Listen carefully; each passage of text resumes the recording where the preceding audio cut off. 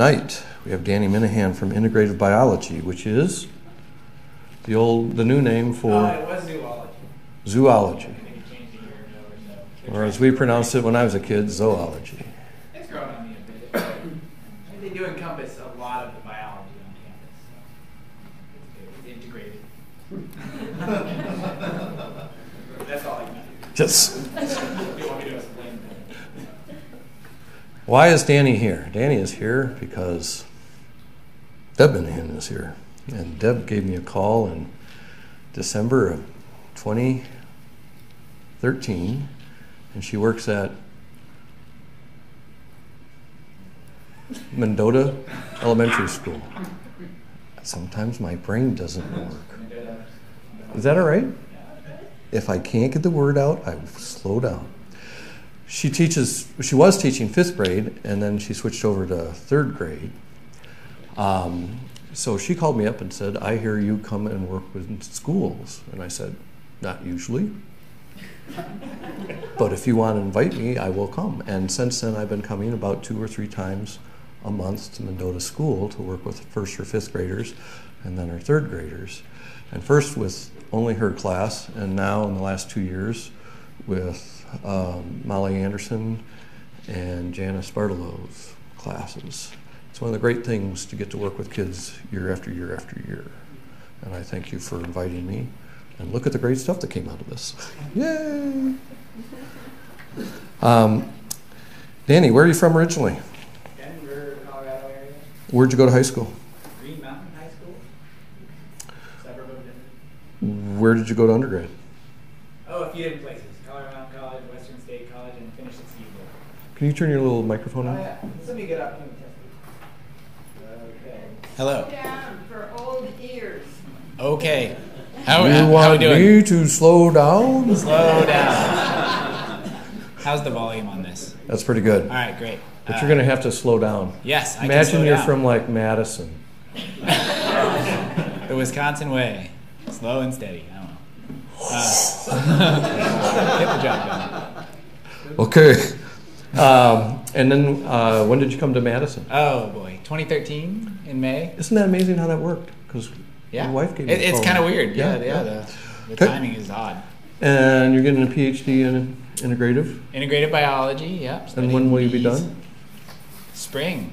Looking What to year? defend. The next year, 2019. Very good. Yeah. When is the party? Let's say April, May. Wow, a 2-month-long party, people. This is what happened. No. Yeah, slow and steady. He's from Colorado. God. I tell you, they have, never mind. Okay, so this is pretty cool stuff. In 30 seconds, he taught me more about bees than I've known before, just with this little box. I think we're in for a really big treat here because he's going to ask disease which bee, comparing foraging by bumblebees versus honeybees here in Wisconsin and agricultural lands. Please join me in welcoming Danny Minahan to Wednesday Night Live.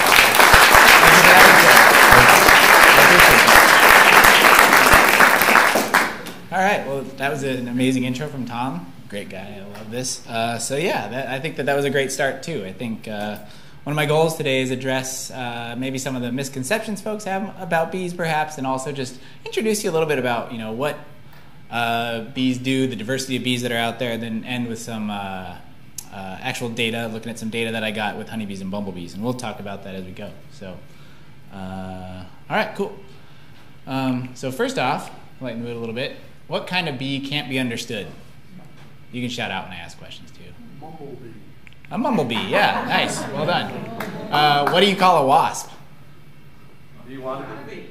A wannabe, yeah, exactly. They're not near as cool as the bees, so they're wannabes. Yeah, all right, sweet. All right, so I want you to think for a second. Again, we can shout out, but think first. What comes to mind when you think about bees? I just want to hear some keywords. Getting stung. Getting stung, yeah, that's no fun. Honey. Honey, awesome. Pollination. Pollination, good. Buzzing. Buzzing, bzz. Yep, awesome. Best wax candles. Wax candles, yeah, okay. Beeswax. Anything else? Honeybees. Honeybees, nice. All right, so a lot of these things we heard: honey, pollination, wax, bees. Stings, yeah, all these things can definitely happen. So I just want to introduce the idea that there's about 20,000 bee species estimated that are named globally, most of which are actually solitary bees, so they're not producing these mass amounts of honey that we're thinking about, and they might actually nest in little cavities like this. Some of them nest in the ground, some of them nest in these cavities, some of them nest in tree cavities, more like honeybees, but most bees are actually solitary, which is pretty neat. And then in Wisconsin, there's about 500 or so named species of bees. And so with that said, I want to change the title of my talk a little bit to thinking, as we go through this, think about busy as witch bee. Think about the foraging ecology of bees. And I italicized, it's hard to see Wisconsin, but think of the foraging ecology of bees in general, because all of this large diversity of bees, they all kind of need the same kind of stuff. And we'll talk about that more, but then we'll look at some data about Wisconsin. But really keep in mind, what is the foraging ecology of bees, right? So instead of thinking about, we got to save the honeybee, think about the bee. And many of you have probably seen this Backyard Bees of North America poster. If you haven't, you're seeing it now. It's a pretty neat poster. It kind of gets around. But it just shows the diversity of life, like the shapes and sizes of bees that exist. You got large bees, small bees, et cetera, and they can fit into different size holes. Maybe they have colonies like we see in the picture, et cetera. So keep in mind the bee. So we're going to talk a little bit about the diversity of life and where bees fit in, and think about the importance of bees for food production, as well as flowering plant diversity in general. And then we'll get into thinking about what the bees need, and then the threats that they actually face. And then we'll dig into some data, like I said earlier, about looking at some of my data on honeybees and bumblebees and kind of this comparing and contrasting observational study we undertook. So to put this in context, this is kind of a pie chart here of the diversity of life in essence. And we can see insects make insects make a very large chunk of the diversity of life that we see in the world. And then within the insects, so this is all the different insects, we see the Hymenoptera here, which consists of the ants, bees, and wasps. And so out of all the insects, about 13% are Hymenoptera. So it's not necessarily a small chunk. And so, sorry, this is a little blurry. I thought that was going to come out better. But anyway, so this is the Hymenoptera, the ants, bees, and wasps. Over here, we got two different wasp groups. The honeybee here, Apis mellifera, then we got ants as well. So this is kind of the honeybees, and all of these are capable of stinging, like we thought about. That's one of the characteristics of this group, that they have structures that could be used for that, maybe not. All right.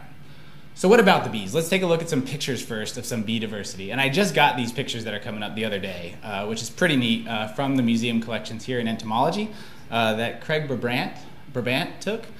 He's a guy in the museum there. Great guy. So as we're going through these, think about some of the similarities you might see among the pictures. And I'll just scroll through them slowly. So here's a Andrenid bee. We got Apidae. This is the same family that has honeybees and bumblebees, but this is an Anthophora bee. Here's Bombus affinis. This is actually an endangered species right now, bumblebee.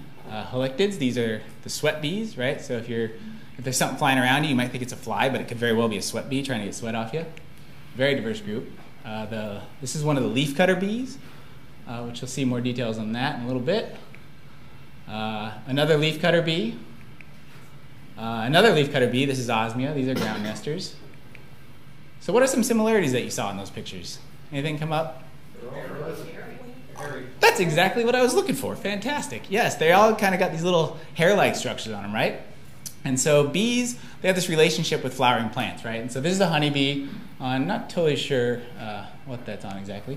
But then we got the bumblebee here. And so we can see, we know the bumblebees is being very fuzzy, but one of the big things that they have this kind of fur structure for is that we see here, these are the pollen sacs, right? So some bees carry pollen. These are called the corbiculate bees. They carry pollen on their hind legs that they gather and mush up with nectar that they collected, saliva, and kind of stick it on there.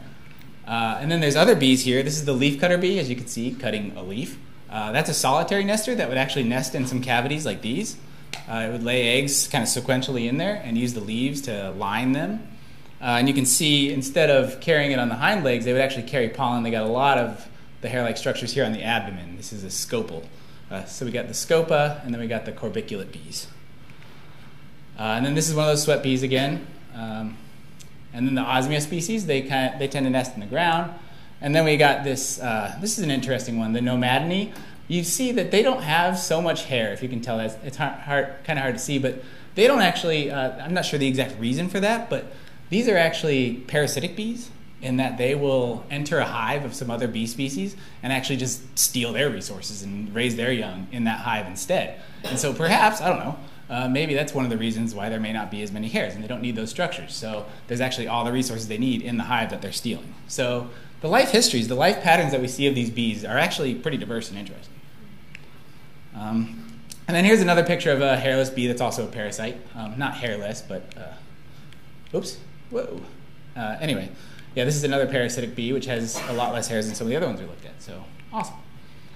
Okay, and then we'll start thinking a bit about this interaction, the bees with the flowering plants. And so this is actually a picture I took a couple years ago. This is the leafcutter bee, the alfalfa leafcutter bee. They're common pollinators that are managed for alfalfa production, which is pretty neat.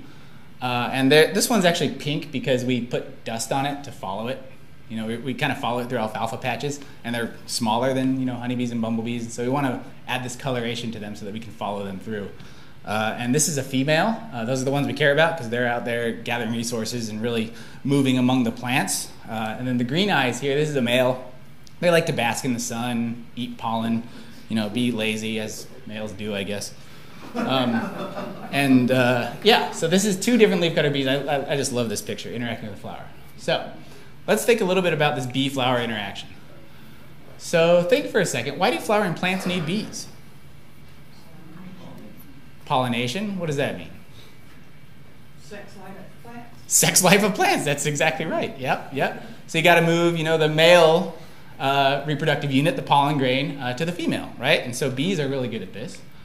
And so actually we see that this is really common. Let me walk you through this a little bit. So if you look at this chart here, this is on the x-axis temperate all the way through subtropical, tropical, and then on global scales. And we see that about 80% of plants in the temperate climates, like around here and much of North America, need animal pollination. And that could be by bees, butterflies, bats even. And then we see that even increase quite a bit as we get to the tropics. And globally, though, if we look at all of these plants, about 80%, 84% or so actually need some sort of animal vector of pollen to the female structures, which is pretty crazy. So it really shows the importance of animals such as bees, which are actually the most diverse group that works with flowers here. And then we can put this in context of what we have in Wisconsin, right? Especially Wisconsin agriculture, you know, cherries, cranberries, apples, all sorts of stuff on here. Dairy requires alfalfa often, you know, cattle or cows will eat the alfalfa. And so all of those require bee pollination if we want to get what we want. We want good apples, good strawberries, etc. So important stuff. Okay, so now let's move on and think, kind of switch gears here. We thought about what the plant needs. What about the bees? So why do bees need flowering plants? Nectar. What does nectar provide? Energy, sugar, absolutely. That's the big source of kind of carbohydrates. What else? Yep, pollen. Yep. Anybody know what's in pollen? Protein, that's a big thing, right? Protein and a lot of other macronutrients, actually, that we're starting to see. Protein is a big one, though, especially in the bee life cycle. Bees need a lot of protein to develop for their overall health, their ability to fight off infections, etc. So yeah, pollen and nectar, kind of these floral resources that bees need. And then there's also these nesting habitat resources, such as places like soft soil, like bumblebees. Most bumblebees nest in the ground, and so having some soft soil around, say in your garden or around your house, will actually provide nesting habitat for bees. Maybe down logs. Some of those bees will like crawl into areas, maybe in down logs. Maybe there's little crevices like that they can go in, and then cavities in trees like honeybees. And so a little bit more on the nutritional component here. This is from a literature review showing, you know, kind of how the pollen and nectar, the nutritional component of the resources that bees collect, how that changes as it goes through a honeybee hive, I'll say. So, you know, they get their protein from the pollen, plus a bunch of other vitamins and minerals, as well as lipids, another key component. We're starting to see that protein-lipid balance is actually really important for bee health. And then carbohydrates coming from nectar. And we can actually see they go through this kind of process. It's kind of maybe a fermentation-like process where these they can actually change the composition of the nutrition that they're ultimately going to feed to the bees. And then so that's what's happening here. It's being stored in the hive. And we can think if this comb was all drawn out, right? Each of these cells would be, you know, maybe there's some bee bread here, maybe there's some little baby bees over here, etc. I'll pick that up again in a minute. And then ultimately fed as what's called royal jelly to the developing bees. And how do they get these resources? Don't get bogged down in the words here. This is just kind of a schematic of your everyday landscape, especially here in Wisconsin. We got a lot of agricultural fields. We got housing developments. We got fallow fields where there might just be some native plants growing. And so some of the things we want to consider, is what plants are available. Maybe there's mass flowering crop, right? It provides, say, sunflowers are the example I always come to. They provide like a lot of pollen, a lot of nectar really fast, but then they're gone, right? So what are the bees going to get next? So this could be a resource temporarily, a very good resource temporarily. But then you've got to wonder from this, how far is it to the next patch that might have suitable forage, right? And then over here, what's the size of that patch? What's the diversity of flowering plants in that patch? So when we're thinking about the nutrition that bees are getting from plants, we've got to think that not all pollen is created equal. There's going to be different protein content, different lipid content, etc. And then maybe even think about nesting resources. Maybe some bees need the wood, so they need forested areas, right? So these complex landscapes can actually be quite beneficial. And then here is an image. I believe this is near Marshfield. This is a Wisconsin image just showing a bit of a complex landscape here of a lot of agriculture going on. But there might be one option, to help sustain bee populations could be maybe just plant like a little hedgerow or some area over here that has native plants that flower throughout the year. Nesting sites over in here, etc. So just something to think about, kind of connecting this schematic with what we might actually see in the environment. How we doing? Cool. All right. So we talked a bit about what the bees need. We can think a little bit about the threats to bees too, right? So things like loss of habitat, so we need these flowering resources. We don't want those to go away. We also need the nesting habitat. That can go away. That can create problems. Exposure to agrochemicals like pesticides, herbicides, and then even these neonicotinoids, which folks have probably heard about, that kind of are applied to a seed, and then the plant grows up, and those neonicotinoids actually get in the pollen, and we see a lot of what they call sublethal effects of those on the bees. So it doesn't outright kill them, but it makes them, drunk, for a better analogy. So maybe they don't get the amount of resources that they need. They return kind of empty-handed, or they don't make it back at all. So ultimately, in social bees, the hive may not get everything that they need. And then pathogens and disease. Again, loss of habitat, exposure to these chemicals. They become more susceptible to pathogens and disease. That could be a behavioral reason. Maybe they don't clean each other as much, or their immune systems are compromised, etc. Hello.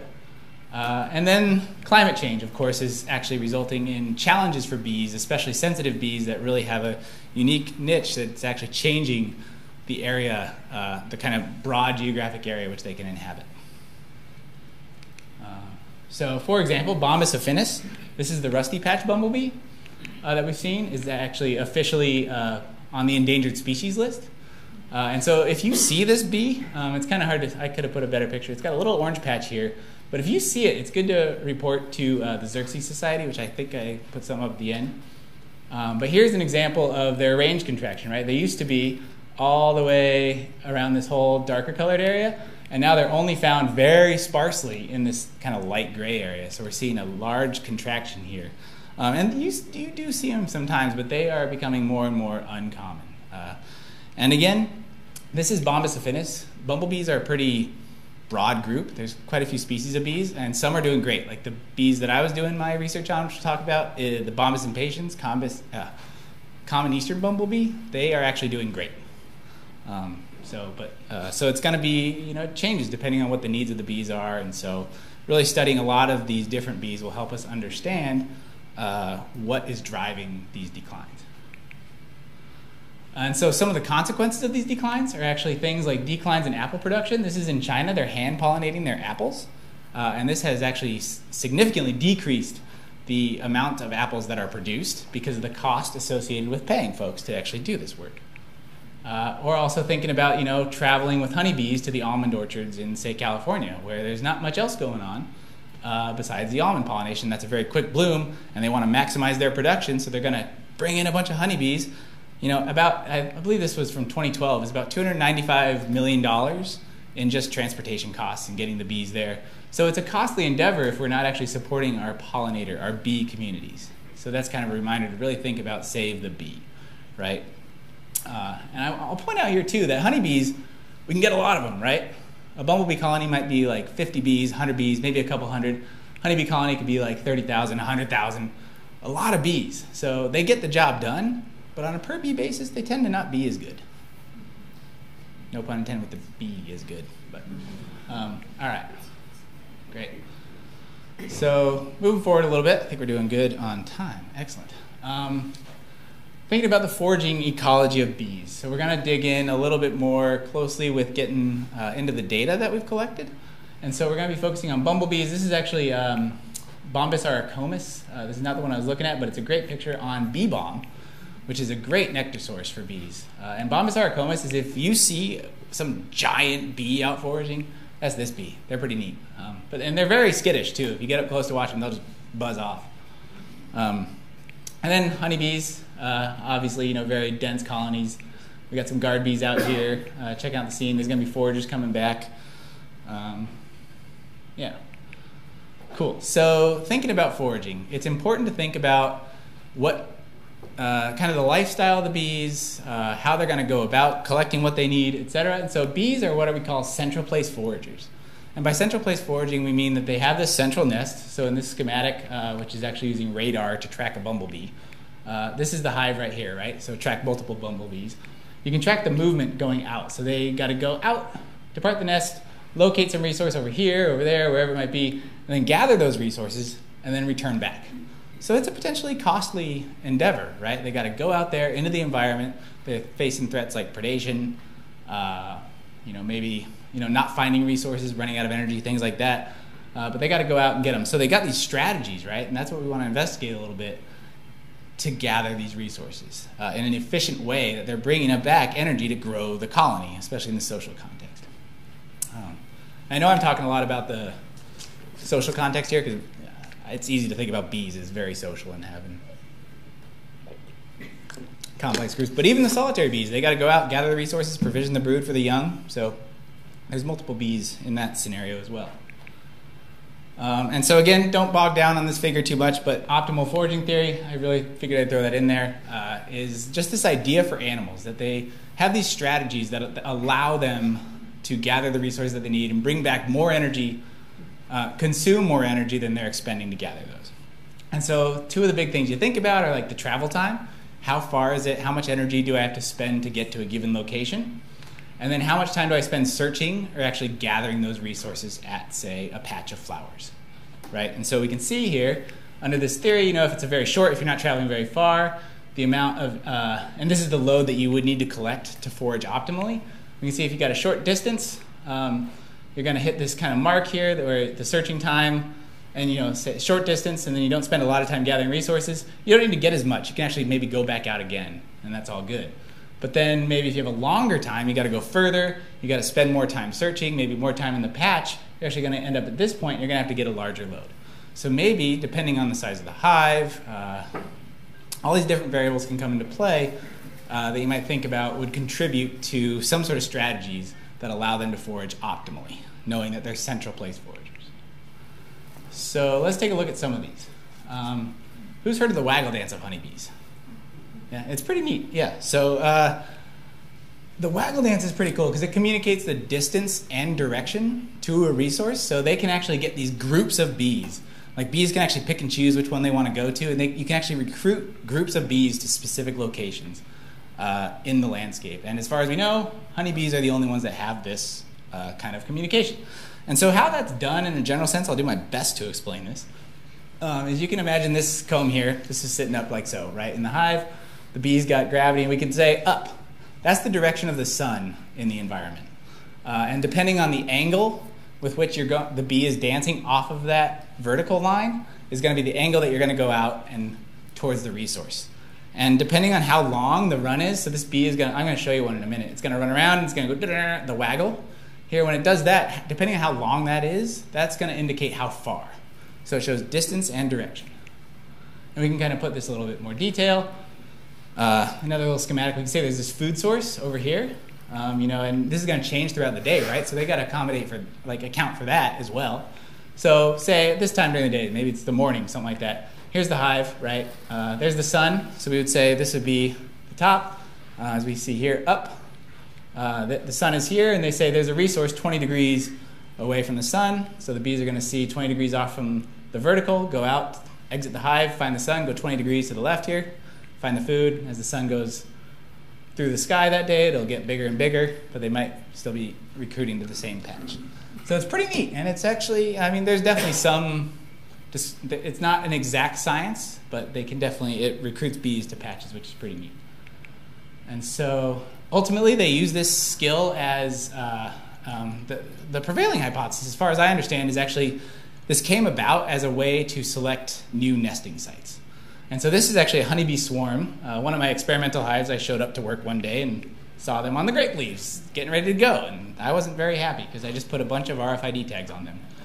And there was, you know, so I couldn't throw them back in the hive. And they're in these small hives, so I think, and I knew it was getting a little crowded, so that was kind of my end. But I actually captured this hive, or this set of bees, just kind of, they're kind of cool. They form this clump, and then you can just like shake them, and I put them in a cooler, and they just plop right in.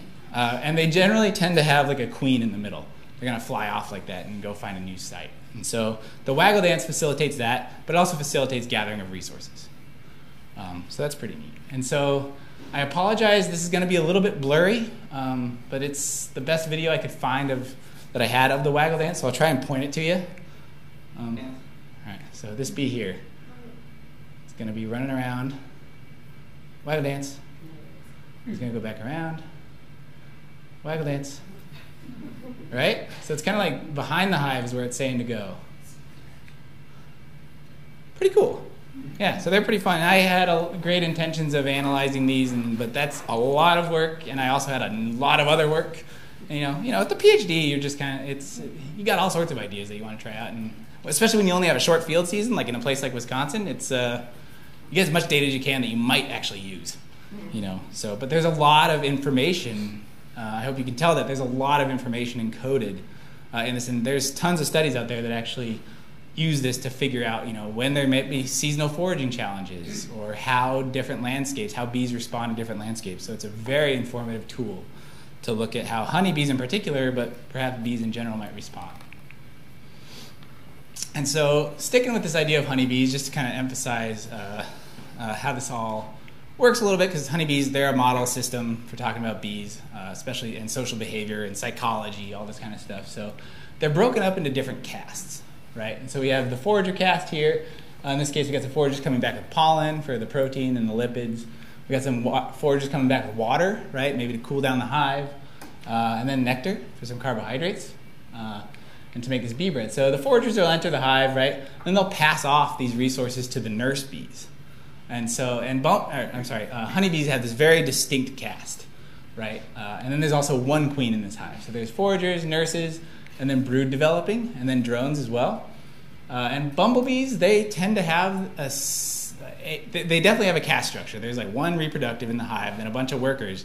But it's hard to tell exactly when a worker might switch to foraging or just stay in the hive. It may be based on body size a little bit, maybe on hive needs. But honeybees, very much based on hive needs. And as they get older, they move kind of from this nurse stage out towards maybe a guard bee that we might see out here, and then ultimately a forager, because foraging is the riskiest, right? You're going out in the environment, you're spending a lot of energy, you're at risk from everything that might be out there, and so this is the last thing that you're going to do. But anyway, they bring the resources back, the nurses get them, they provision it to the bee bread area, which is near the larvae, because that's what they're going to feed the larvae as royal jelly. Maybe they're going to save some honey, right? And honeybees, kind of another little factoid, sorry to burden you with factoids, but honey, too, is... we can think of the honeybee hive as being perennial, right? So the queen can lay eggs for multiple years, so the hive continues to exist, and so the honey serves as like a resource for right now, right? I've got bees out there. They're not foraging right now, I can tell you that. But they got a lot of honey in the hive so that they can keep eating and stay alive. And they're not like hibernating, they're doing stuff within there. So the honey, but you don't really see this in other bee species. You know, they produce a honey-ish substance, but you know, bumblebees, the colony dies at the end of the year. They produce a bunch of queens. The queens go start new colonies, live in the ground over the winter, and then rebuild. So pretty neat. Are there any questions about any of that at the moment? What happens to bumblebees in the winter? Oh, sorry. Yeah, so they, at the end of the foraging season, they'll actually produce a bunch of males and queens.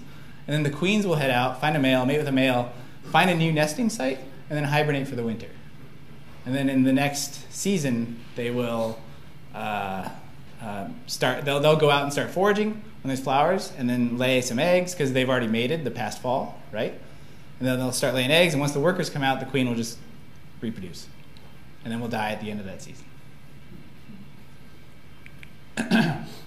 Cool. So we talked about the waggle dance of honeybees, right? And so that is a very efficient strategy of communicating distance and direction to resources, new nesting sites, whatever. Bumblebees are really known for what we call trapline foraging. So they're not necessarily getting directed to specific resources. We do understand that there's some scent cues that go around, like a bee can come back really excited, really stoked to be like, oh, look what I found, smell this, taste this, and bees are like, okay, I got to go find that, right? It's kind of unclear exactly how they're going to go out and find those resources, but we do know that if we assume that they're foraging very individually, if they're like, I know something's good out there, not sure where you went, but I'm going to go find it. They kind of follow this individual. They're like, I'm going to go find it by myself, do this. And so this trapline foraging idea, whoop, that's fine, is this idea that a bee can go out and they start off, these are actually radar tracks from bees. This is following one bee through time. They go out looking for some resources. They're kind of searching around. I'm not sure where that is. No, not over here. Maybe we're finding something over here.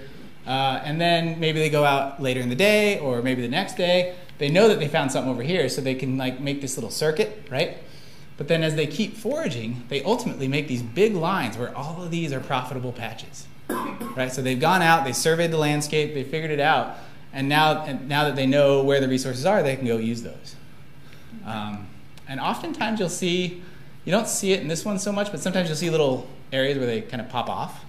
We got to think that these plants, flowers don't flower throughout the whole season, right? Like you won't have one flower going all the time. So maybe one species is going to go away, or certain flowers are going to run out of food, etc. There's a variety of reasons, but the resources that they get from flowers vary a lot in space and time. And so while they're on these routes, they're going to want to sample around and see, what's changing and try and get a grasp of that, because they're obviously really good at learning and remembering where they need to go.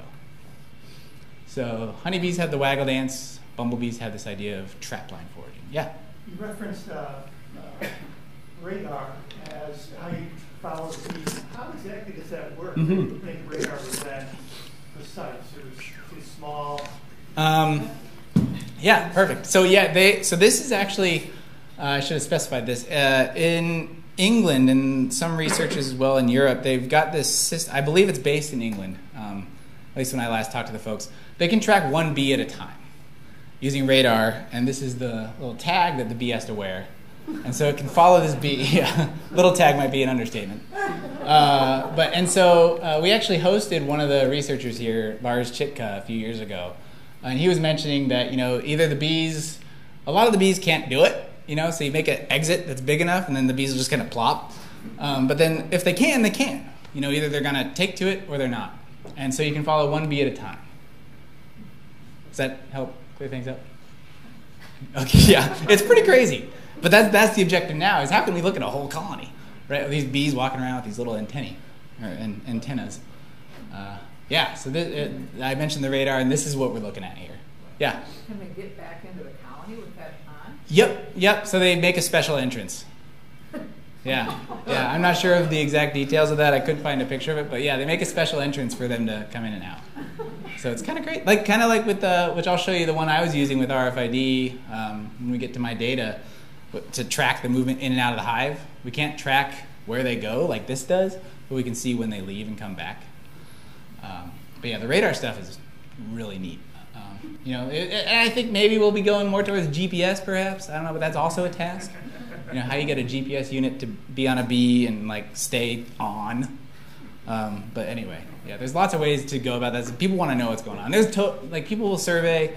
People are interested in things like foraging range, right? And so you can use, say there's a hive over here. You can tag the bees with some sort of colored paint or maybe some numbers. Find out where they are in the landscape, right? And so you could say, well, they at least go this far, or we didn't see them here. So, but then the farther out you get, the more likely you are to miss it as well. So there's a lot of techniques. There's genetic techniques as well, especially with bumblebees, which are really common. Yeah, so I'm happy to talk about those later too, if anyone wants to talk afterwards. So anyway, radar, cool. So All right, so now we're going to move on to thinking about, we've kind of been focusing on the honeybees and bumblebees pretty closely, but we're going to get more specific. So Busy's witch bee, foraging ecology of bees in Wisconsin, specifically honeybees, because there's only one species of honeybee here in North America, that's Apis mellifera, as it was introduced a few centuries ago for agriculture. And as far as we know, it's not invasive. There are some studies looking at competition, I think, between bumblebees and other native species, but nothing seems to be standing out. So anyway, honeybees and one species of bumblebees. So I'm kind of changing the context here. We thought about what the bees need, threats to bees in general. We talked a bit about bumblebees kind of in general with their trapline foraging, and honeybees, specifically Apis mellifera. The honeybees we've been focusing on are Apis mellifera, and that's all we have here. So, but now we're changing gears, honeybees and one species of bumblebee, the common eastern bumblebee. And so that's what we have here. So this is a map of all the bumblebees, of eastern North America. All the more common ones you'd see. And so this is the common eastern bumblebee here. And its range, pretty good, right? Covers the entire eastern United States. And this is one foraging on alfalfa.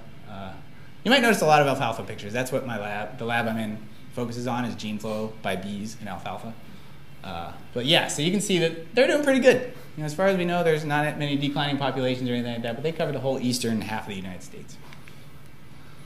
Okay, so now this is where we're kind of switching gears and digging into some data, some observations, and gonna see what we conclude. And obviously, I'm happy to hear any ideas y'all have from what you've learned. So what our goal is to describe the foraging behavior of honeybees and bumblebees, or the one species of bumblebee, in a shared landscape. So to do that, we're using RFID to track the foraging activity of bees. So we actually put these little tags on. I will have a picture coming up. We use RFID to track their movement in and out of the hive.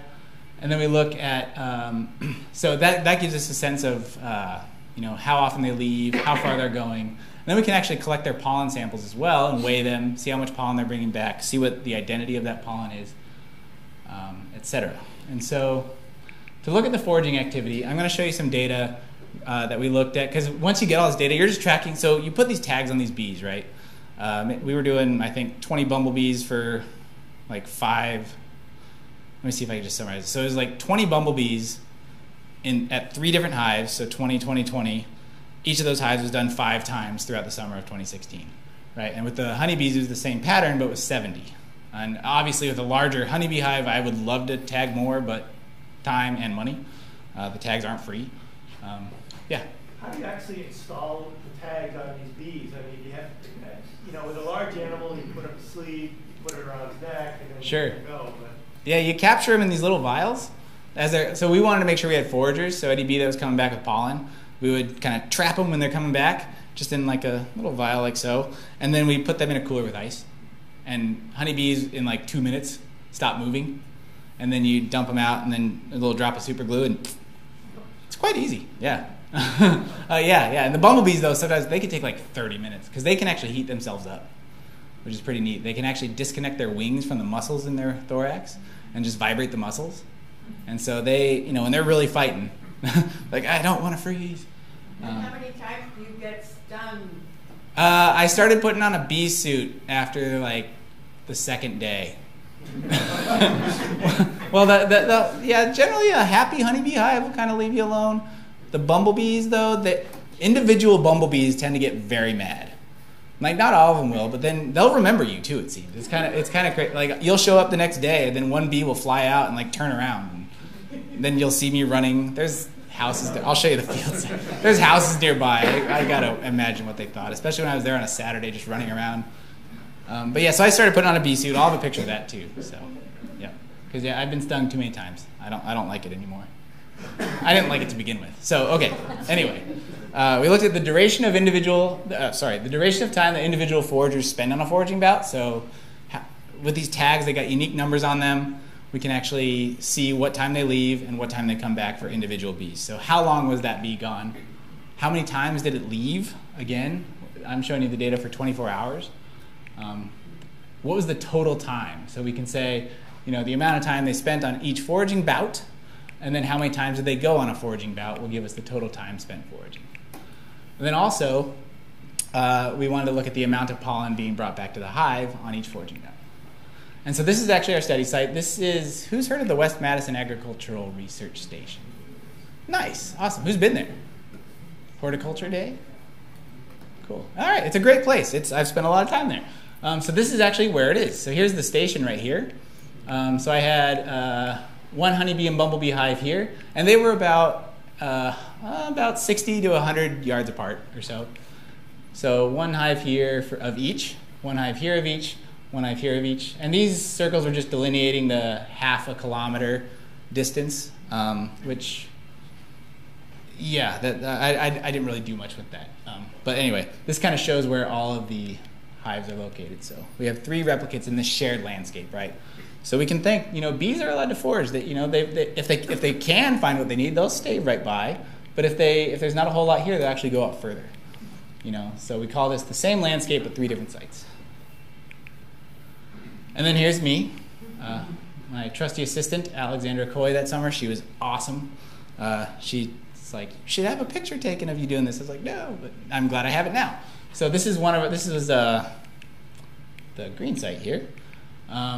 This is a honeybee hive in here, a little shed. This is me collecting the bees after I've been stung enough that I wanted to wear the suit. And this is actually inside. This is looking at the honeybee observation hive. And so we had these observation hives so I could look at the waggle dances. And this is the computer where the data comes into. It's all stored on an SD card. And they just kind of walk out through this tunnel here, through these readers, and then out to the outside of that shed. So the shed actually protects them from the weather. And then likewise with the bumblebees, they didn't get the full shed treatment like the royal queen of the honeybees did. But they had their own little shelters here. And then we had shed to put this on because there were, I'm not sure what they were. I think they were little chipmunks and other rodents getting in there. And I mean, the bumblebee, well actually bumblebee hives kind of stink. Honeybee hives smell really good. They smell like honey. But bumblebee hives, you see them come out and they defecate, and yeah, bumblebee hives kind of stink. So this is the RFID unit here. Again, similar system. The computer's actually tucked in the back, away from the rain. And then here's the tags. So I told you I'd get there. So this is one of the bumblebees, the bombus impatiens with the tag on it. Here's a honeybee with a tag on it with large pollen sacs. This was actually taken this summer by a colleague in our lab, who's actually now, they're starting to implement the RFID too, which is neat. And then this was taken as the bee was waking up. So after I chilled it out, put the tag on, it's waking up, and they usually try and fight it a little bit. They'll kind of put their arms back, like, yeah. Do they forage 24/7, or do they sleep at night? Do they, Yeah, that's a really good question. They tend to stay in at night, honeybees and bumblebees. However, some of my bees were definitely gone for like 2 days. I'm not sure what they were doing, but there's a variety of reasons actually, especially with honeybees. Honeybees are kind of sensitive to this. Like bumblebees can forage on cloudy days when it's cooler, windy. Honeybees, they like it to be sunny and pretty modest temperatures. And so they might be out like that. Yeah, I generally, come like August, when the days are getting a little bit shorter, you're starting to see that the honeybees are actually not coming out till like 10 in the morning. And it varies by the colonies, but yeah, they definitely are in and out during the day for the most part. Good question. All right, so what did we find? So for the duration of foraging bouts, so again, how long are bees gone on average when they go out once? On average, we see actually that bumblebees about 80 minutes, honeybees about an hour. But interesting, there's a lot of variation in here. And so this NS indicates with our model that we had, taking into account those sites, time periods, this is not a significant difference. So for our conclusions, we can't necessarily say that we're seeing a difference here. However, I think it's worth investigating this a little bit further because that's a pretty large difference in the mean, right? But again, there's a lot of variability here. So when I'm actually interpreting this, I'm taking it into account that, well, from a statistical perspective, they actually have the same duration of foraging bouts. What about the number of foraging bouts? Here we see that bumblebees actually forage more frequently. On average, about 5.393 times in a day a bumblebee will go out. So about 4.5 times for a honeybee. And so a bumblebee embarks on about 30% more. And then the total amount of time, right? So we got about 346 minutes for bumblebees, 222 for honeybees. probably driven a lot by the number of foraging bouts. But so we see that they put individual bumblebees are actually putting forth a lot more effort than honeybees. And we'll talk about this as we continue. So kind of summarizing the data here. What we've seen so far with this data is that bumblebees go out more frequently, and then their overall time spent out of the hive is greater than honeybees. But what about that pollen that we were talking about? So we looked at the weight. We actually see that between the species, there's a species effect here. So honeybees, I'm sorry this isn't super clear, but honeybees are on the bottom, bumblebees are on the top. This is the weight of pollen sacs on average, the dry weight. So we dry these out for 24 hours in a drying oven. And so on average, bumblebees are about 8 milligram pollen sacs, while honeybees are more like 3. And so this was significant across all the locations I showed on that map.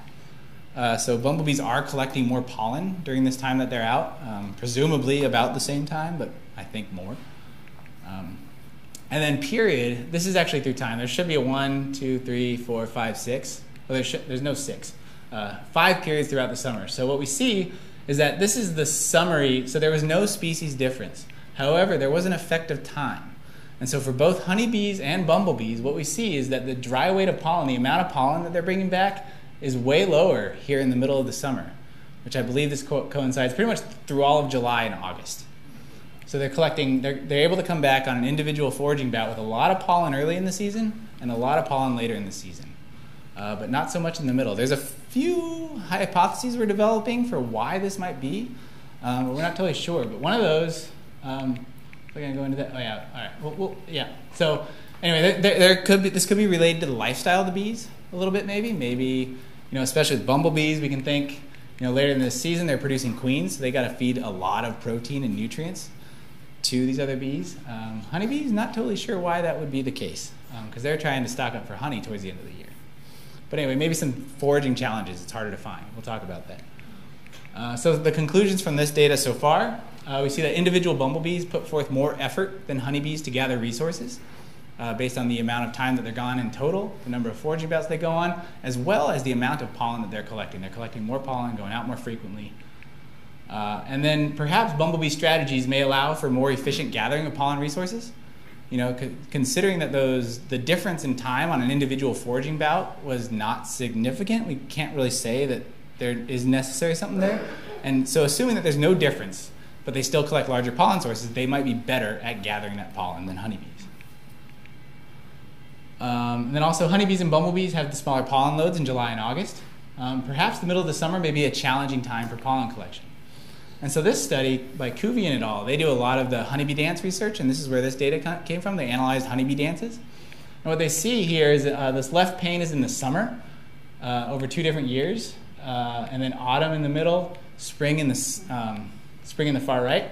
We see that this is the probability of finding the bees at any given distance from the hive, with the hive being the center, right? And so we see here, actually, they're all foraging pretty close in the summer, getting a little bit more in the autumn, right? But then when we go in between these two in the summer, we see them out. The probability of locating these bees further out increases greatly, right? So they might actually be out foraging for resources at larger distances. And when we think about optimal foraging theory, going these larger distances is going to have a cost. You got to travel there. Maybe they're trying to find more resources because there's not what they need nearby, right? So maybe the resources are more sparse. And so under that hypothesis, with this data fits in with the idea that perhaps in the summertime, the honeybees and bumblebees are just encountering a challenging time to gather pollen, and so they're not able to gather as much. Yeah? Do the bumblebees and honeybees have the same affinity to the same pollen? Do they compete with each other? Or That's a great question.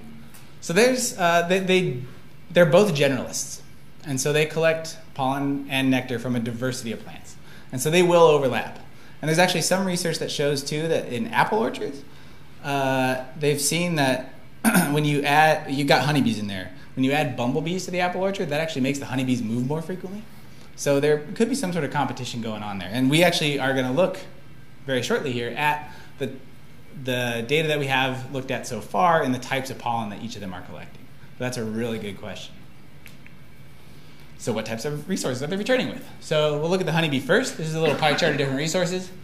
Fabaceae, this is the legumes like alfalfa, clover, bird's foot trefoil, the lotus plant, etc. We can see that honeybees overwhelmingly collect from this family of plants. And so we're using microscopy to identify these, light microscopy, and so it can be difficult unless it's a very unique pollen type to get below what we call the family level here.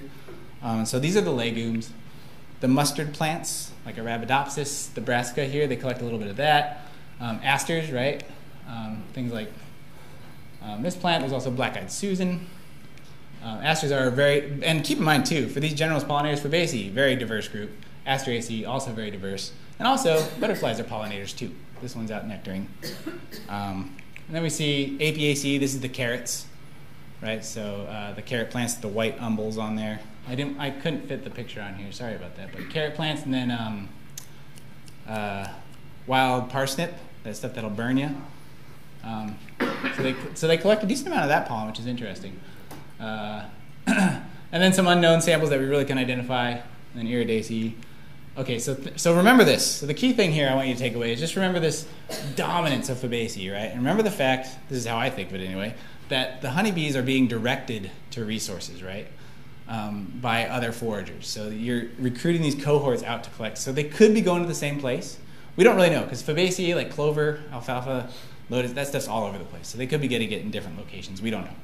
That's what I think of it. But look at the bumblebee, right? Fabaceae, the mustards, the asters. It seems a bit more evenly distributed, right? And so maybe you would predict this based on the individual learning. You know, an individual bee goes out, has to figure things out. And so, and these totals I should point out too are based on what does one pollen sac look like versus another one. So these are over individual foraging bouts. So this is the relative frequency that we see a different bee coming back.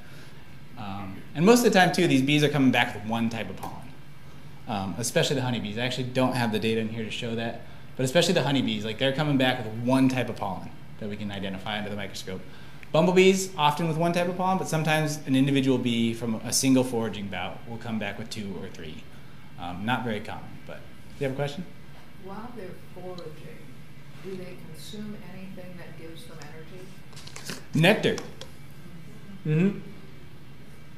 So in a general sense, you can really think about nectar as being just kind of that source of energy for adults. Whether it's the foraging task or keeping the bees in the adult bees that are in the hive happy. But really, yeah, they will nectar a lot while they're foraging for an energy source because it's going to burn quick, it's carbohydrates, right?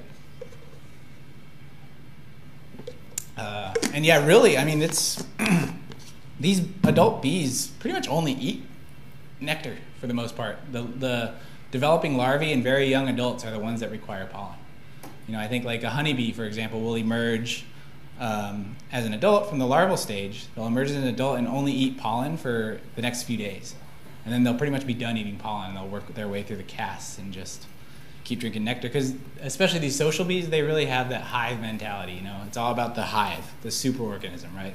The hive needs to live. I'm expendable, not, you know. But yeah, I mean, that's really kind of how it works. So, but yeah, pretty neat, right? That's the difference there. So we're trying to develop some hypotheses for testing this further. But this is what we have so far for the identities, and I've still got to dig into this data a little further. So talk to me, shoot me an email later. In summary, honeybees and bumblebees have different strategies for allocating foragers among resources. Again, we got the waggle dance, trapline foraging. Those are the big ones that are well studied. Individual bumblebees may put forth more effort towards foraging than honeybees, as we saw with the greater size of pollen sacs, as well as the total amount of time foraging. And then what's interesting, too, about this is that these differences are persistent among those 3 sites, right? So we didn't see any differences between the sites, and especially in those foraging effort metrics of time spent foraging, how many times you go out, none of that changed through time either. And so what's interesting about all that is that these seem to be ingrained within the species, right? And so there could be some connection here to the idea of optimal foraging theory where these strategies, and there's probably other strategies that we're not totally sure of. I only presented the ones that people have really focused on that really drive these observations that we're seeing. And so this data really contributes to developing ways to maybe test hypotheses of optimal foraging theory. Right now, we're just kind of observing. What do we see? You know, and we can make some of the predictions on what we might expect. But other than that, I'd like to thank my funding sources, Garden Club of America, Zoology Department, which I bio, sorry, and my advisor, as well as my committee here, and then army of undergraduates that has been in the lab for the last 2 years identifying pollen. And with that, I'll take any questions.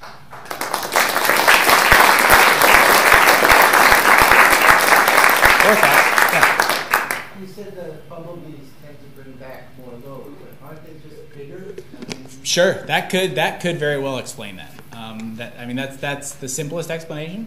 But the thing that makes it interesting is that, if let's assume that they really do go out for the same amount of time. If we looked at bumblebees for many years and honeybees, the amount of time they spend on a foraging bout is the same, but then they gather more pollen during that same amount of time compared to a honeybee. There could be some behavioral strategies there while they're out there. They can gather it more efficiently, but it could very well also just relate to body size because they are larger. Absolutely. I have a pollination question. So when you look at an apple tree when it's in springtime, when all the white flowers are out, sure, and there's thousands and thousands of white flowers on a well-developed apple tree. Mm-hmm.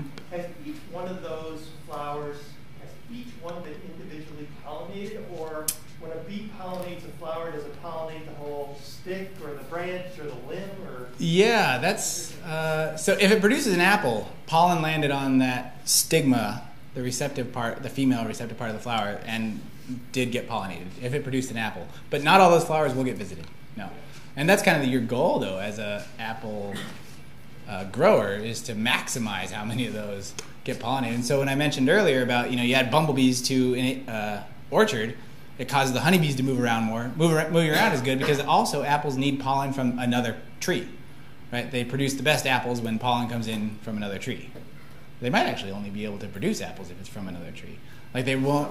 That's the idea of self-compatibility, right? So you need pollen coming in from a different source. And so if the bees are moving a lot, that's going to get visited, but not every flower will get pollinated.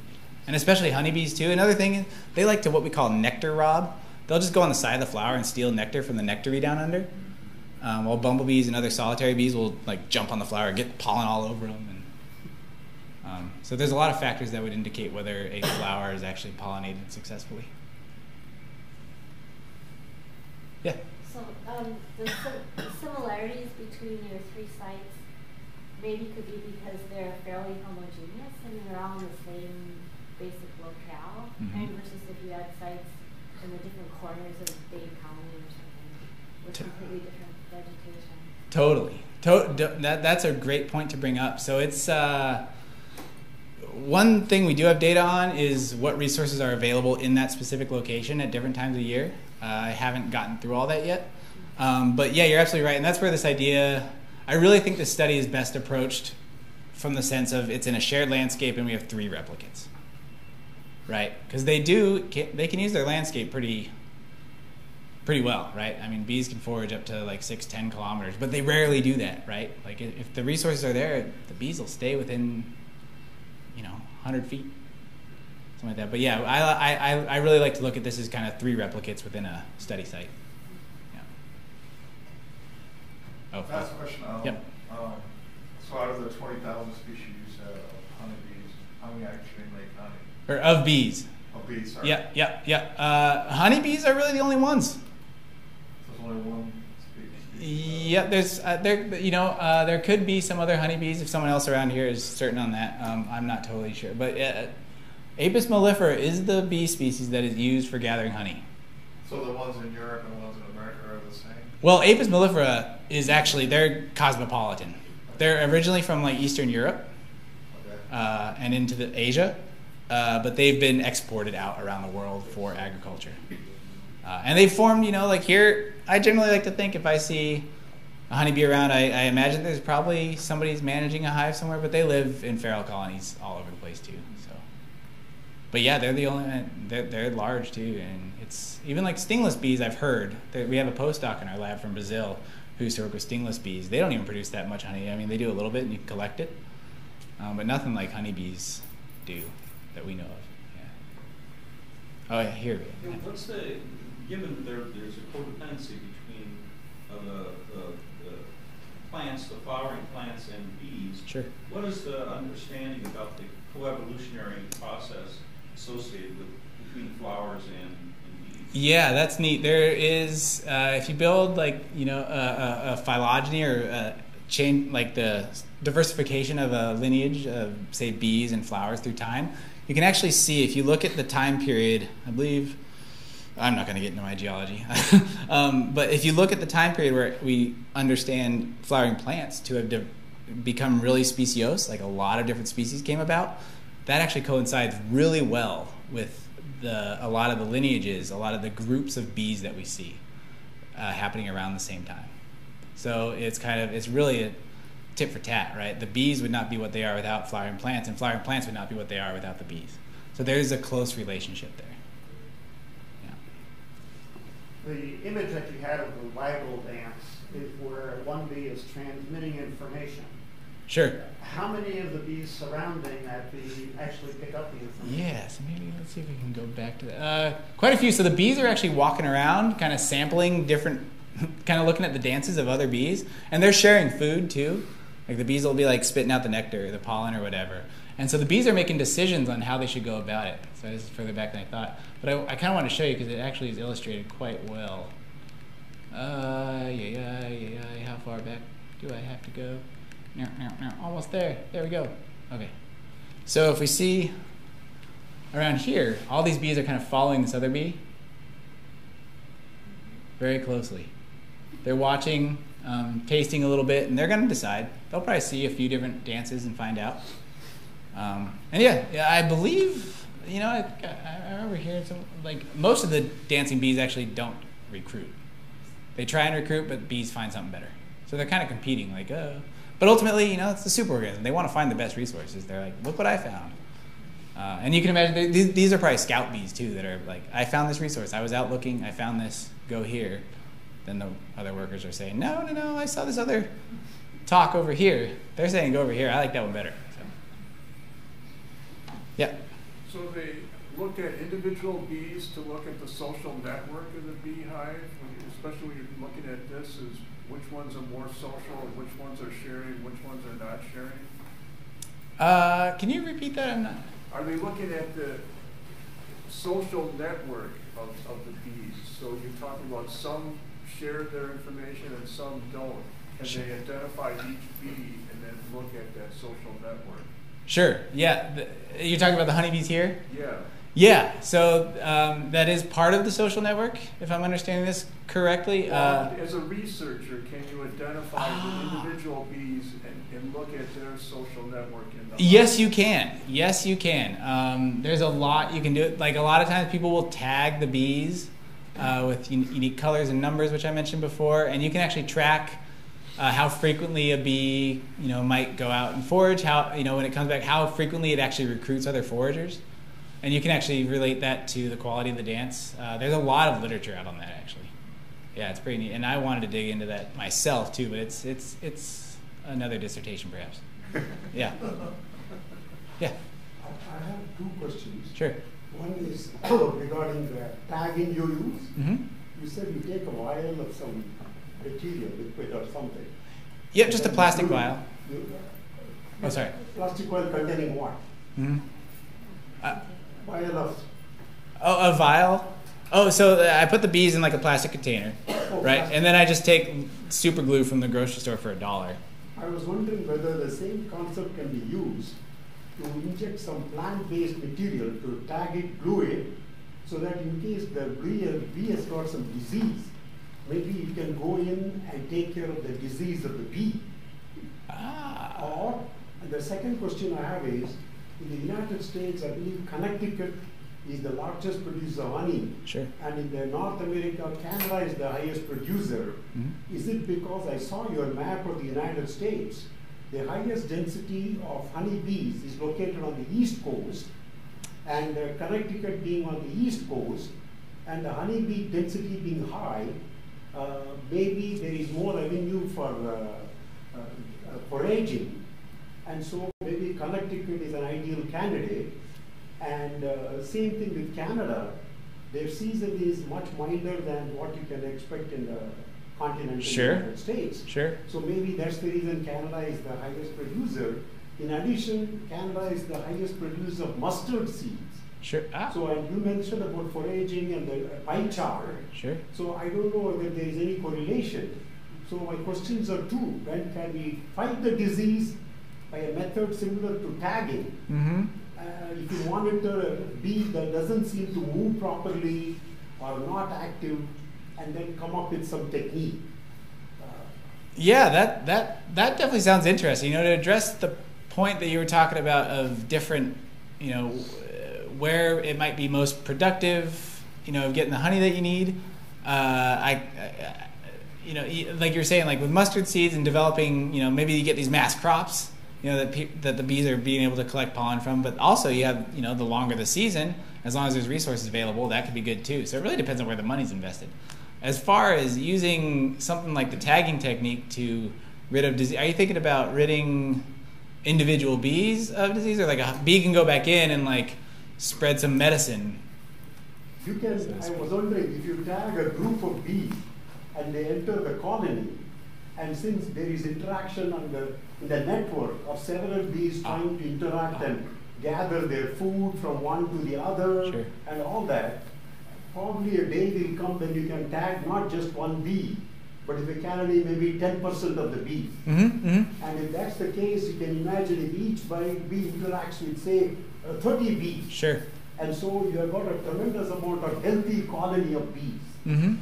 Yeah, no, that was my idea. No, that's really neat. I think there's a lot. It's really in its infancy there, and you can tag a lot of bees. I mean, it's like I said, I tagged 70 of them numerous times. It takes a while and it's expensive, and especially with I think that'd be fascinating, especially to deal with something that is related to things like colony collapse disorder or other health-related issues with bee colonies.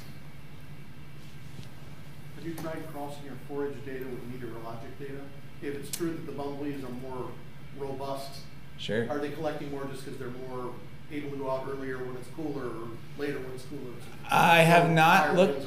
I have not looked at that per se, but that sounds like a very viable guess. I would guess that probably is happening, because I mean, you show up. I show up at my sites. Bumblebees are going at it. Honeybees haven't even started yet, and so that's with this data. I was really trying to compare them to. So I was. Well, you could do that data retrospectively with meteorologic stuff too. Oh no, absolutely, yeah. No, that's all on the computer. And all these. And I should also mention, like when we were collecting pollen, that was really kind of when I was there. The Rfid units were collecting data continuously for 24 hours. I'd change out the battery and it would continue again. But correlating, that would be really interesting to look at. Yeah, and you can, because the data's all there. So, yeah. When you go camping, you do this foraging for firewood. You got to go further and further and further, especially to stay in the same Were place. you tagged? What's that? Continue. Oh. You mentioned glue, so I'm there. Yeah, nice. But firewood doesn't replenish itself very fast. I'm just wondering if your model is a model for other behaviors, not only in other animals but in humans, where you go to a place and then you go out in basically concentric rings until it's gone. It's no longer worth going that far to get a stick and bringing it back. Sure. What other model or theory do you draw on for this? Yeah, so that optimal foraging theory it encompasses all animals. It's an old theory that was initially developed, maybe with birds. And birds are great. I didn't mean it like that. Yeah, maybe with birds. So no, like predator-prey stuff, depending on the density of a prey species for some predator in a given area, so you could look at maybe dynamics there, say, one of these species is migratory, how that kind of stuff changes. You can look at how the bees are behaving. It really falls into this optimal foraging theory approach. And especially, like you said, a resource doesn't replenish itself. That happens with flowers too. They senesce. Like say a patch is there one day, completely gone the next. And even an individual flower may only produce nectar once. Some flowers produce nectar a bunch of times, or even pollen. And flowers are so variable. And so these strategies that the bees have to account for that. But yeah, getting into predator-prey stuff, I think, would be a good correlate. Yeah. Well, to follow up on Tom's question, what if the resources don't converge and they're randomly distributed? Does the pattern continually randomly distribute, or does it converge? You mean like with the foraging activity that we're looking right. at? You know, what I assume that when they converge is they're converging on some resources that they found. Well, what happens if the resources don't consolidate and they're more distributed? Sure. Does the pattern not converge? Yeah. So you're talking about maybe like there's a patch of flowers here versus compared to like a flower here, a flower there. Right. Yeah, totally. And that's something that they got to account for. I can tell you a lot of the plants, you know, especially in the Fabaceae, which they seem to be collecting a lot of, like when you see clover out there, like white clover, red clover, it tends to occur in these large batches, right? But yeah, absolutely, that could be part of it. You know, especially when I was showing that graphic of different times of year, the probability that you'd see honeybees at given distances. You're probably starting to see, you know, maybe initially there in the spring and autumn, there's probably a lot of big patches really close to the hive, but then the patches were much smaller and not as valuable, and so they had to go out searching for other resources. So there are dynamics at play there that can be potentially understood using these type of data of foraging activity, especially in conjunction with what they're collecting and even field observations. And like I said, we have data on the resources that were available, but it has not been processed, and I think that could be potentially informative towards that direction. Yeah, you have a question, Reed? Well, it looks like you brought some props. Yeah. And I'm wondering what the house is for. Great. Yeah, no, this is cool. The reason I brought this is to emphasize that we're talking about bees in general, and again, most bees are solitary, right? And a lot of bees are cavity nesters, kind of like, and so they find like hollow sticks, stems, and they can actually, like a lot of different species, like the leafcutter bee, for example, which I showed, the alfalfa leafcutter bee nests in these. And you can actually, I could have brought some boards. They make styrofoam boards because those bees are actually domesticated and we keep them for alfalfa production. But yeah, so they'll lay eggs sequentially in there. And this type of living is much more common in bees than this large-scale social living that we think of, that we know of when we think of honeybees and bumblebees, right? This type of living or in the ground is much more common, occurs in a lot more species than in these big hive social What you were saying contexts. to me before we started is the different sizes of holes accommodate different species. Yeah, thanks for bringing that up. Different species could be in that little condominium. Yeah, so there's a variety of factors, I believe, that would affect whether a bee is going to nest in a location. But one of them is, the different sizes. Bees will be very particular to a certain size. So you're going to get one group in here, maybe a couple species wanting to come in here, then some different ones in here, depending on the size. Because, yeah, it's pretty neat. So is that an actual house that's put out to provide housing? This one has not been used yet, but this is something you can make at your house and put in your garden.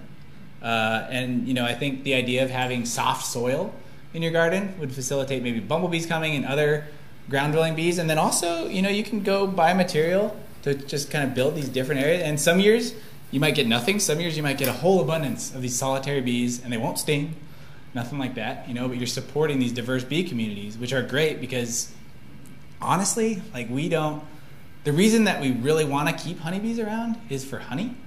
All the other bees tend to do a much better job of pollination on like a per bee basis. And you got to remember, honeybees aren't even native. They're from across the globe. So can I walk around with that way? Yeah, sure. Do you have a question? So that's got a backside that's closed. So Yes. the first egg in is the last egg hatched?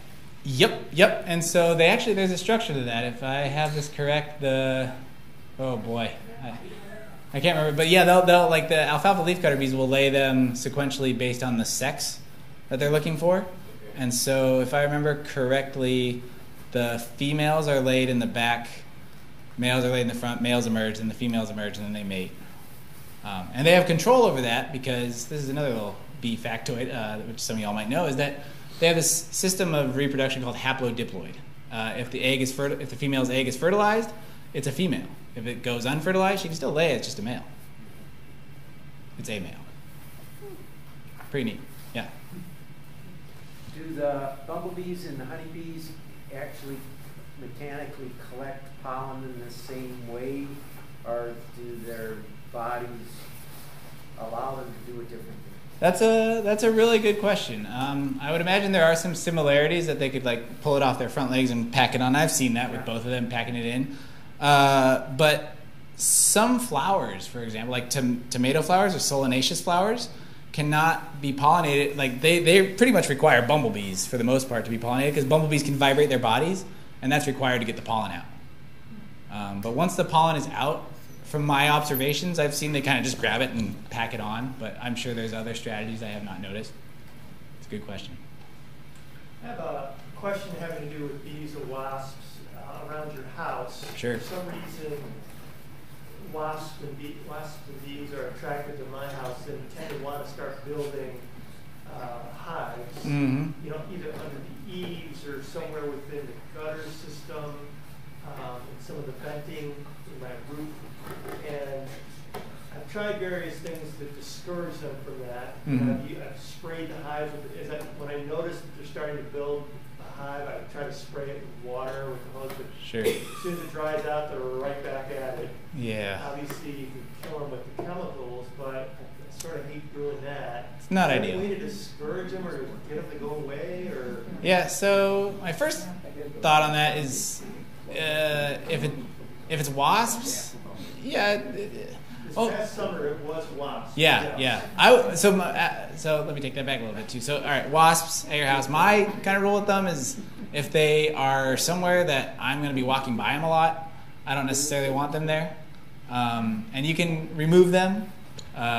Maybe you can use some chemicals if you want, but like removing them out of the way works. I mean, I've used chemicals to make sure that they haven't come back, especially if they're like outside my door. I wanted to keep them, but they will tend to sting. And if they're bees, maybe consider letting them. Well, you might get if you get a honeybee hive there, you won't know. You may not know it for a while, and they're going to get pretty big. So you probably want to get that taken care of. But don't kill them. Have them, yeah. Get a professional to come out and get. But the wasps, if they're not bothering me, I'll leave them be because they're also pollinators too. But they tend to their diet. They get their protein from meat. I'm sorry I can't be direct on that. But yeah. If you chem lawn, do you kill the bees in the ground? What? If you chem lawn, do you kill the bees in the ground? I don't know. See, I don't know much about the chemical application. I've never done that to my yard. I don't take care of my yard as much as I should. Is that something you just like spray on the grass? I don't know. My neighbors do it and they have no bees, but I don't do it and I have tons of bumblebees. Huh? There's some potential. That's a hypothesis to test. I mean, I would imagine if you like put it in your garden, where the bee or somewhere where there's just soft soil and not like turf lawn or something like that, that could potentially be bad. Yeah. And if there's flowers that are there, because it's obviously killing weeds, right? Weeds are good. Keep your clover and stuff. Yeah. How healthy are our bee populations? Haven't we been real concerned about big decline? Yeah, and so I like how you asked bee populations, because yes, it depends, right? So the bumblebee, for example, I study, the Bombus impatiens, the common eastern bumblebee, they're doing great. But we have the rusty patch bumblebee, Bombus affinis, which is not doing good. Why that is, we're not totally sure, because they're both generalists. They both feed on different resources. And I'm sure there might be some literature out there that I have not seen, but it depends. The kind of idea here is, from what I showed you too, they need flowering resources, pollen and nectar and water and stuff like that, but mostly flowering plants and nesting habitat. If you provide that, they really will flourish. It's quite simple. And then minimize chemical exposures. All sorts of bee species do great, and so it's kind of frustrating from the bee ecologist perspective to really see this, because to me it comes down to like politics, and like what should be subsidized, what shouldn't, because like little hedgerows, maybe like as wide as this, just along the, it could be some work and some money to put in along a cornfield or something like that, but it would be hugely beneficial. So during your study with your beehives out in the western part of Madison, did your honeybees produce honey? And if they did, what did you do with them? Yeah, sure. So they have. So the hives I showed you, the experimental hives did not, but they those are maintained using full-size hives. And yeah, they produce honey, and we take, depending on how much they make, we take a certain amount. Generally in August, and then again in maybe July, and then August maybe. But you want to make sure you leave some. Like if it's a really bad year for them, you probably want to leave most of it. I guess I can't really think of an exact number, but I would usually only take 2 or 3 frames. Because you can go back in the spring too. You know, in the spring, if the flowers are blooming and all that and they have a lot of leftover honey, you can take some of that then too, overwintered. So, yeah. So if bumblebees are better foragers and better pollinators, why aren't apple orchard people or almond orchard people using bumblebees instead of honeybees? Sure, that's a really good question. It's because it's harder to get the right, especially for these big systems like these large orchards, hard to get enough bumblebees.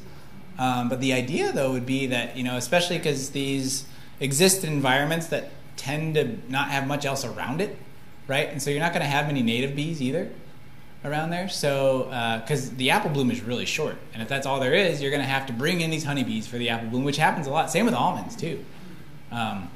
Is that you just get so many bees, they can do the job in those large numbers. And so the key really is to, you know, again, back to the idea of hedgerows and native plantings, having the resources to nest, the resources to forage when the apple's not in bloom. I'd imagine you would do pretty well without. And honeybees can be complementary. If you kind of have that a little bit, and then you add honeybees, it can boost your yield to a certain extent. So I've seen video of beekeepers shipping hives by the semi-load from almond to almond, almonds. We're talking about how barren it is without those. Do we have that industry here in Wisconsin where the countryside is so much more lush with this?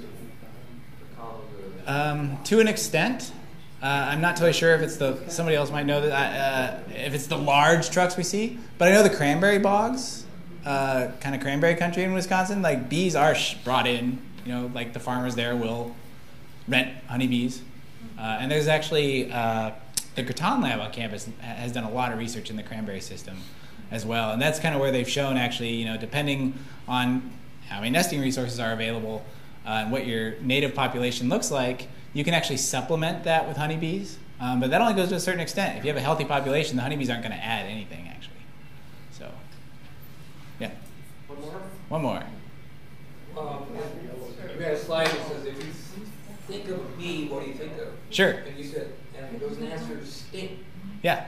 I've been stung 4 times by bees. Sure. The commonality is I'm walking in a soybean field. It's late afternoon, and I'm wearing a bright blue shirt. Okay. And you were stung, and did like fly up your shirt? Right underneath. Okay. Yeah. That's it. I mean, so blue is a color that bees. Evidence indicates that they tend to see really well and be attracted to. You know, like red, they can't see so well, and so it's not, because they see in more of a UV spectrum, so it's different than ours. But that could very well be. Like I know when people do pan trap to capture bees, they'll use blue and yellow and white. Yeah. So, well, thank you.